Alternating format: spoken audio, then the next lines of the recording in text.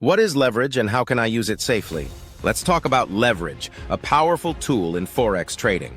But what exactly is leverage? Leverage allows you to control a larger amount of money with a smaller initial investment. For example, with 100 leverage, a $100 deposit lets you control $10,000 worth of currency. Sounds amazing, right? Well, yes and no. Here's why. Leverage can multiply your profits, but it can also amplify your losses. Let's say you trade with $100 and use 100 leverage.